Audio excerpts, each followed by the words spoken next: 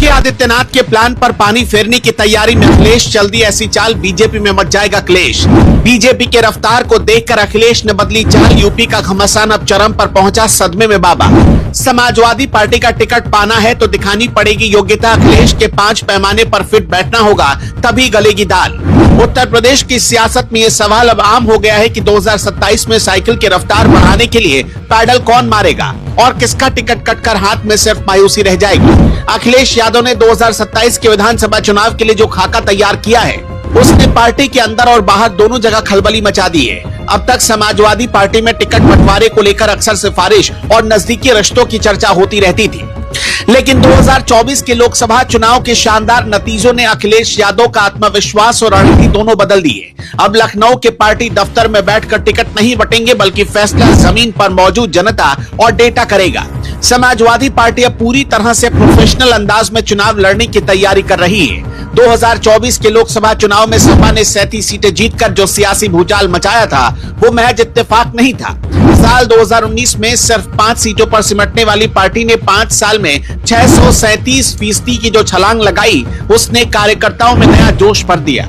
लेकिन अखिलेश यादव की नजर जीत से ज्यादा उन आंकड़ों पर है जो 2022 की हार का कारण बने थे। 2022 में करीब 49 ऐसी सीटें थी जहां जीत का अंतर 5000 वोटों से कम था और इनमें से 25 सीटों पर तो सपा को हार मिली थी।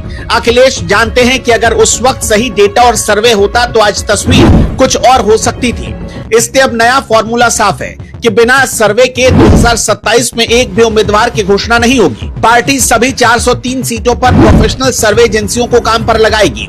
हर दावेदार की कुंडली खंगाली जाएगी कि उसकी अपने क्षेत्र में कितनी पकड़ है। अगर किसी मौजूदा विधायक के खिलाफ जनता में नाराजगी या एंटी इनकम्बेंसी दिखी तो उसका टिकट कटना तय माना जा रहा है, भले ही वो पार्टी का कितना ही पुराना वफादार क्यों ना हो। ये मेरिटोक्रेसी की तरफ एक बड़ा कदम है जो पुराने दरबार को डेटा से रिप्लेस कर रहा है।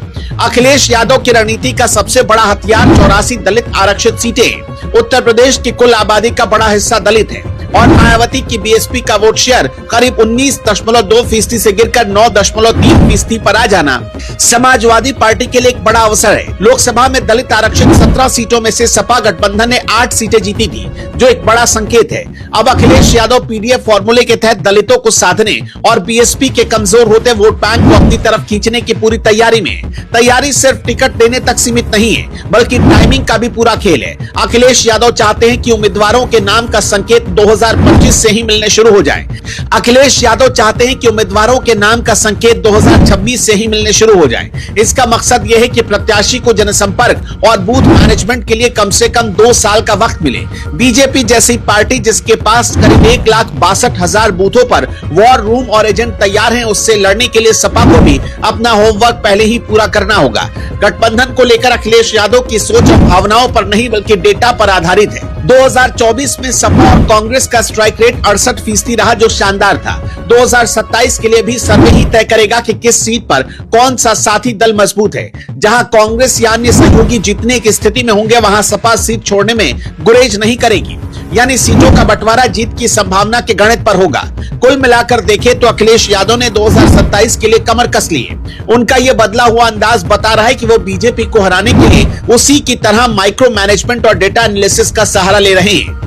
ये नया फॉर्मूला पुराने नेताओं के लिए खतरे की घंटी है जो सिर्फ नाम के सहारे चुनाव जीतना चाहते थे। अब देखना दिलचस्प होगा कि जब ये सर्वे रिपोर्ट सामने आएगी तो कितने दिग्गजों के टिकट कटते हैं और कितने नए चेहरों को मौका मिलता है। इतना तो तय है कि 2027 की लड़ाई सिर्फ भाषणों से नहीं बल्कि ठोस रणनीति और जमीनी हकीकत के दम पर लड़ी जाएगी। आपका क्या मानना है, हमें कमेंट में जरूर बताइएगा।